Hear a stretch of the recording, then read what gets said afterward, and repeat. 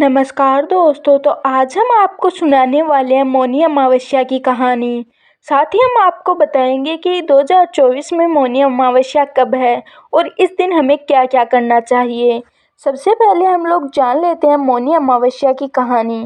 कांचीपुर में एक ब्राह्मण रहता था। उसका नाम देवस्वामी था और उसकी पत्नी का नाम धनवंती था। ब्राह्मण के 7 पुत्र और एक पुत्री थी। पुत्री का नाम गुणवंती था। ब्राह्मण ने अपने 7 पुत्रों का विवाह कर दिया और बेटी के लिए वर खोजने के लिए सबसे बड़े पुत्र को भेजा। उसी दौरान किसी पंडित ने पुत्री की जन्म कुंडली देखी और बताया कि सप्तपदी होते होते कन्या विधवा हो जाएगी। तब ब्राह्मण पंडित जी से पूछते हैं कि मेरी पुत्री के इस वैद्य दोष को कैसे दूर किया जा सकता है। तब पंडित ने कहा, सोम का पूजन करने से वैद्य दोष दूर होगा। फिर सोमा का परिचय देते हुए उन्होंने बताया कि वह एक धोबिन है, उसका निवास स्थान सिंहल द्वीप है।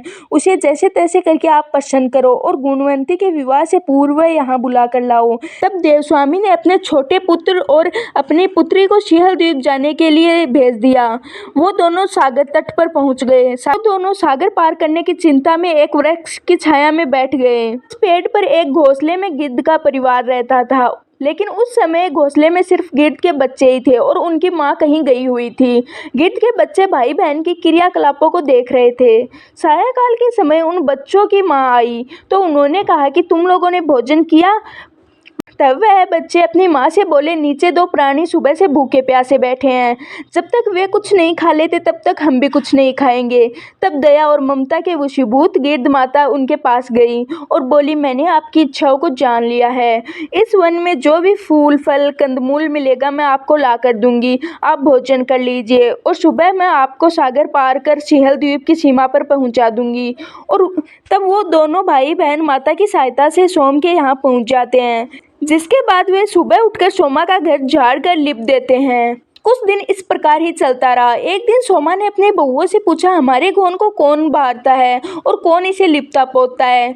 सबने कहा, हमारे सिवाय कौन करेगा भला, बाहर से कौन आकर हमारा काम करेगा। किंतु सोमा को उनकी बात पर विश्वास नहीं हुआ। एक दिन उसने इस रहस्य को जानना चाहा।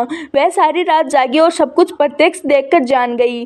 जिसके बाद सोमा ने उन भाई बहन से बात की। तब भाई ने सोमा को बहन संबंधी सारी बात बता दी। सोमा उन दोनों की श्रम साधना व सेवा से प्रसन्न होकर उचित समय पर उनके घर पहुंचने का वचन देती है। भाई उनसे कहता है कि आप अभी हमारे साथ चलो।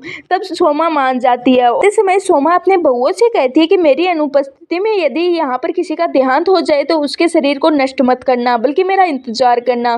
फिर सोमा भाई बहन के साथ कांचीपुर चली जाती है। दूसरे दिन गुणवंती के विवाह का कार्यक्रम तय हो गया। सप्तपदी होते ही उसका पति मर गया। सोमा ने तुरंत अपने संचित पुण्यों का फल गुणवंती को प्रदान कर दिया, जिससे कि उसका पति फिर से जीवित हो उठा। सोमा उसे आशीर्वाद देकर अपने घर चली गई। उधर गुणवंती को पुण्य फल देने से सोमा के पुत्र और पति की मृत्यु हो जाती है। जिसके बाद सोमा फिर से पुण्य फल संचित करने के लिए पीपल के वृक्ष की छाया में विष्णु जी का पूजन कर 108 बार परिक्रमाएं करती है, जिसके पूर्ण होने पर उसके परिवार के सभी मृतक जीव फिर से उठ जाते हैं। ये थी मौन अमावस्या की कहानी। अब हम जान लेते हैं कि मौन अमावस्या 2024 में कब है और इस दिन हमें क्या क्या कार्य करना चाहिए। माघ माह की अमावस्या तिथि की शुरुआत 9 फरवरी सुबह 8:02 से होगी। अगले दिन यानी 10 फरवरी को सुबह 4:28 पर इस तिथि का समापन होगा। ऐसे में मौनी अमावस्या 9 फरवरी को मनाई जाएगी। अब हम जान लेते हैं कि मौनी अमावस्या के दिन हमें क्या करना चाहिए। मौनी अमावस्या के दिन हमें सुबह जल्दी उठना चाहिए और सुबह जल्दी उठकर किसी पवित्र नदी में स्नान करना चाहिए। ऐसा संभव नहीं हो तो हमें गंगा जल से स्नान करना चाहिए। इसके बाद हमें सूर्य देव को जल अर्घ देना चाहिए। फिर दान पुण्य के कार्यों में शामिल होना चाहिए, जिसमें हमें गरीबों, जरूरतमंदों और ब्राह्मणों को कुछ अन्न दान करना चाहिए। और साथ ही हमें मौनी अमावस्या के दिन मौन व्रत रखना चाहिए। इस दिन पीपल के पेड़ की परिक्रमा करना बहुत ज्यादा शुभ माना जाता है। तो ये थी मौनी अमावस्या की कहानी। मैं आशा करती हूँ कि आपको ये कहानी पसंद आई होगी। अब हम मिलते हैं किसी और वीडियो के साथ।